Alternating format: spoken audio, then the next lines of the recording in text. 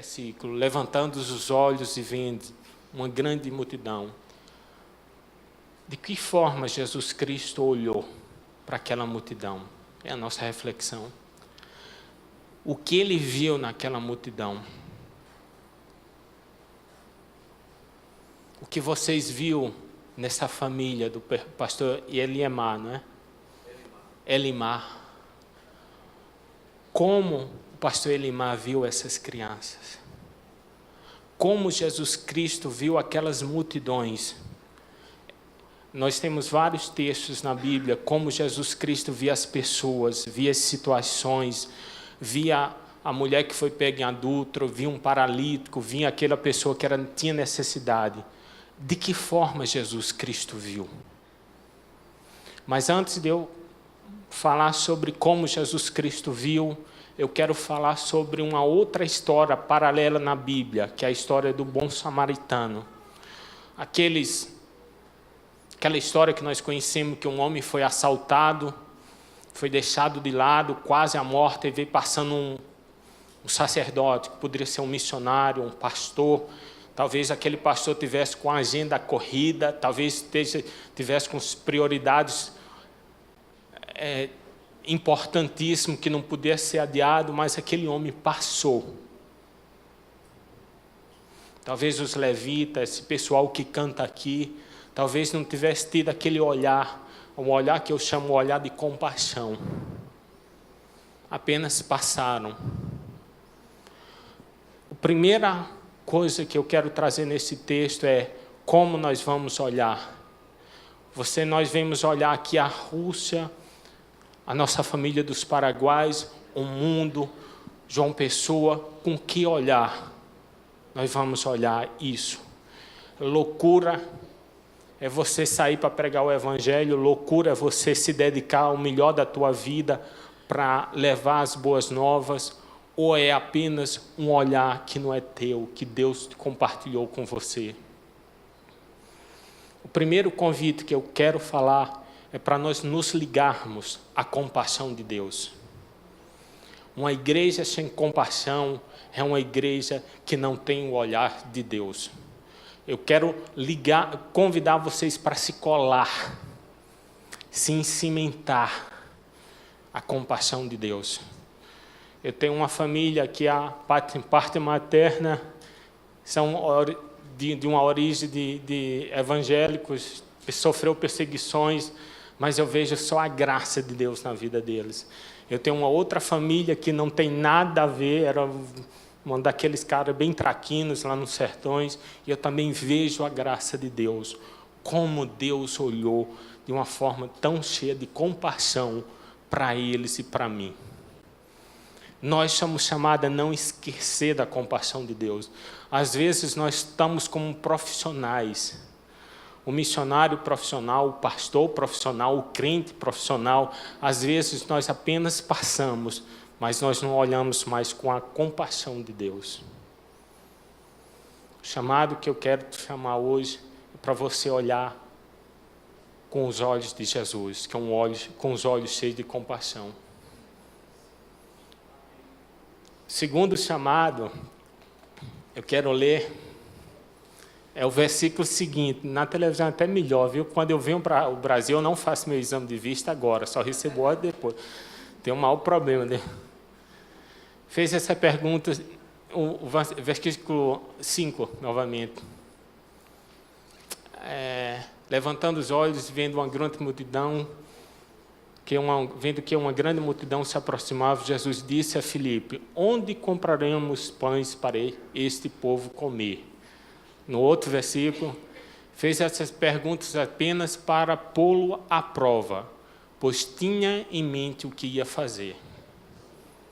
Eu quero falar que esses dois versículos estão falando de projeto. Se Jesus Cristo falasse sobre um projeto dele para você, como essa família, o pastor Elimar, né? Elimar. Se ele estivesse falando sobre esse projeto ou um outro projeto para você, como você reagiria a esse projeto? Filipe, a primeira reação dele foi uma coisa bem lógica, fazer as contas, bem materiais.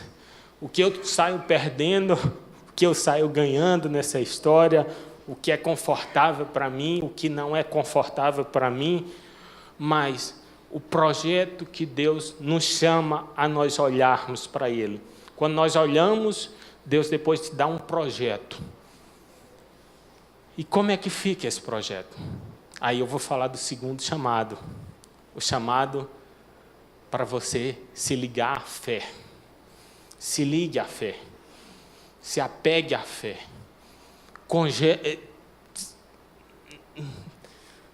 Se debruce na fé.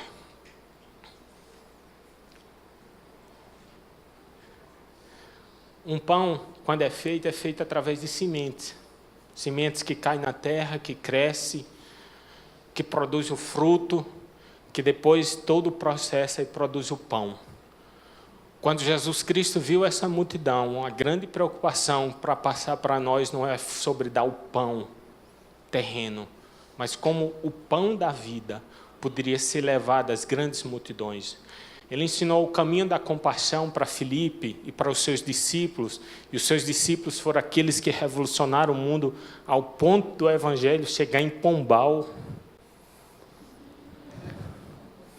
Isso é uma coisa extraordinária. Na Sibéria, em João Pessoa, nós somos índios. Na verdade, o primeiro pastor do Brasil foi de paraibano. Quando foi no tempo de Maurício de Nassau. Foi daqui mesmo, viu? Você não estou brincando, não. Mas o Evangelho chegou em especial na Paraíba. Mas as sementes são como fé, que tem que crescer. Deus quer gerar sonhos em você. E Deus quer gerar sonhos de fé. Sonhos de fé não é aquele que nós temos o controle, é que nasce no nosso coração e Deus vai fluindo através de nós. Teve um homem chamado William Wilberforce, que ele sonhou um dia que ele deveria libertar todos os escravos negros. E ele formou um partido abolicionista na Inglaterra, no Reino Unido.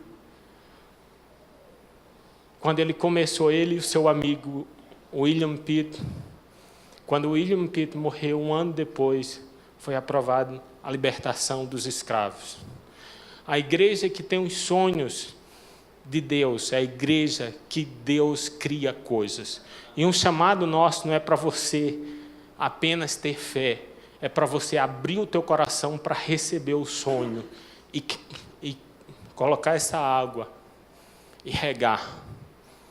Deixe Deus regar o coração dele. Quantas pessoas Deus quis ter misericórdia delas, quantas crianças como Maria, quantas crianças que Deus quis entrar na história delas e ninguém olhou como essa pessoa, ninguém abriu o coração para Deus semear os seus sonhos. Você sabe o que foi que me reergueu quando eu descobri essa lei da Rússia? Eu estava triste, eu estava numa base de Jocum, eu neguei convites para ir em todas as bases de Jocum. Eu fui numa base que tinha feito muitas coisas para nós. E eu não podia deixar de ir lá, porque no meu sertão, meu pai nunca me falou sobre eu amo você, mas sempre mostrou que gratidão é o fundamento de qualquer relacionamento. E eu fui para aquela base porque eu sou grato a eles. Quando eu fui para aquela base, eu não tinha nada o que fazer lá, eu não queria aceitar convites para pregar. Eu recebi convite de 2 bases, e dessa eu aceitei porque eu não podia negar, e de manhã tinha uma reunião de oração.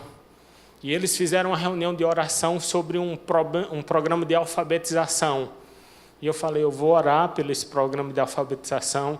Dividi o grupo em 5 ou 6 pessoas e passaram a dinâmica sobre o que nós deveríamos orar, e depois deram um papelzinho numa língua estranha. E quando esse papelzinho chegou na minha mão, Eu li, e o rapaz que estava comigo, o Marcos, já tinha estado na Rússia, ele falou, você vai entender, Tibério, isso. E quando eu li, estava escrito, até que todos escutem.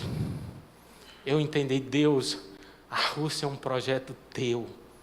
Amém. É um projeto teu. Eu sonhei, eu abri no meu coração, mas eu não tenho que ter um fardo pesado sobre mim. Porque se eu não for, o Senhor vai semear os seus sonhos, os seus planos no coração que se abra, que essa semente cresça e que Deus venha fazer grandes coisas. Amém. O terceiro ponto que eu quero que você se ligue é na continuidade. Pode colocar o versículo 8.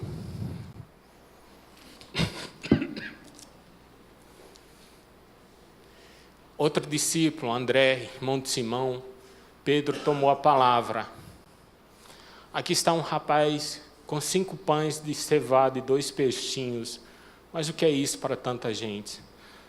Terceiro convite, chamado que eu quero falar é o chamado da entrega. E antes de eu falar sobre entrega, eu quero falar sobre o que eu escutei de um pregador. O pregador uma vez foi confrontado sobre um homem que era paralítico. E ele perguntou, pastor, Deus usa um homem que só tem uma metade? O pastor respondeu, Deus usa um homem que só tem uma metade, desde que ele se entregue como um todo a Deus. Mas Deus não usa um homem que é um inteiro, mas se entrega só pela metade a Deus. O nosso chamado é um chamado radical, mas não é novo. Os discípulos levaram o evangelho sobre toda a terra. Pessoas que amaram a Deus levaram o evangelho sobre toda a terra. Pessoas que amavam a Deus levaram a justiça em várias áreas.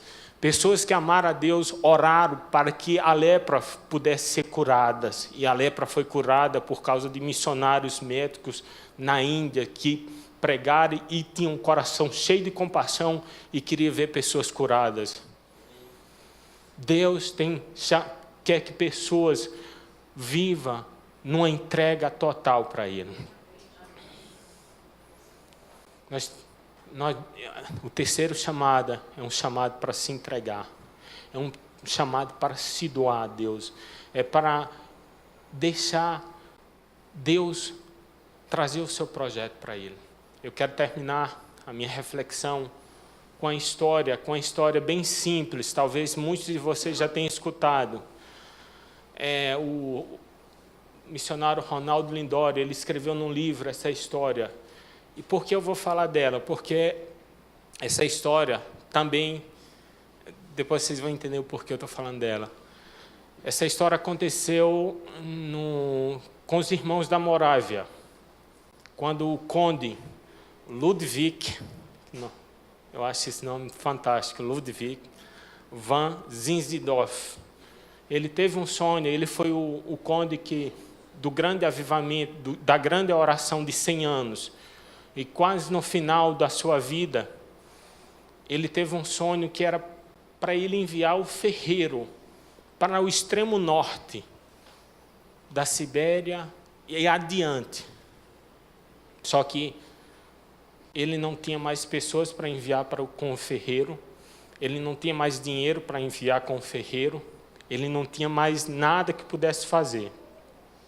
E ele pensou consigo próprio e falou, eu vou falar com o ferreiro. E falou com o ferreiro. E quando ele mostrou o sonho, ele falou, mas tem uma coisa, eu não tenho nada, não tenho equipe para ir com você, eu não tenho nem dinheiro para te dar, nós só vamos orar para você. Ele falou, você topa em ir? Ele falou, eu topo. Aí ele falou, mas eu preciso, o ferreiro falou, mas eu preciso de uma coisa, de um par de sandálias, ou de uma bota. E o conde tirou seus próprios sapatos, botas, sandálias e doou para aquele ferreiro. Foi para sua casa, no outro dia, voltou na casa do ferreiro e o ferreiro não estava mais lá, tinha ido.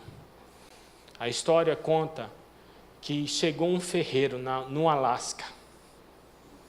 E 50% das tribos do Alasca se converteram e são convertidos até hoje, graças a um ferreiro que se entregou a Deus.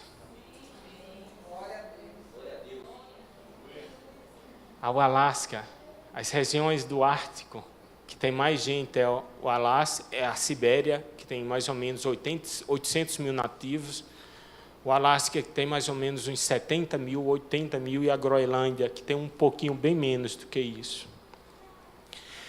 Um dos grandes desafios de missões é como quebrar a cortina do gelo, como levar o Evangelho para tantas regiões geladas. Mas eu sei, só quando nós nos entregarmos, aprendermos a nos doarmos e a sonhar os sonhos de Deus. Amado, que Deus abençoe vocês, que Deus abençoe essa igreja. Como o Márcio já agradeceu pelas suas orações, muito obrigado. E que Deus possa estar sempre falando com vocês. Pastor Ricardo, muito obrigado.